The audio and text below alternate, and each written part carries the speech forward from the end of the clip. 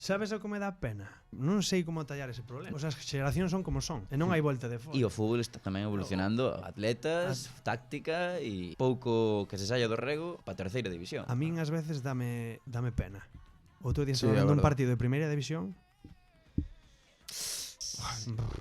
Bocadillo de cemento. Bocadillo de nel, como decimos en Coruña, de nada. Bocadillo de nada. Madre mía, dixen a muller, pon supervivientes ou pon o que queiras. E a min é algo que me apena. Eso é culpa dos adestradores, son uns cagóns. Sí. Pero hai moitas veces en terceira división que tes os vos e non os pos, porque o entrenador tampouco ten as capacidades suficientes para ensinar esa tipoloxía de xogo que teñen eses xogadores. Hai algún que monta dúas líneas de 4 e o virtuoso sale no 65. Correcto.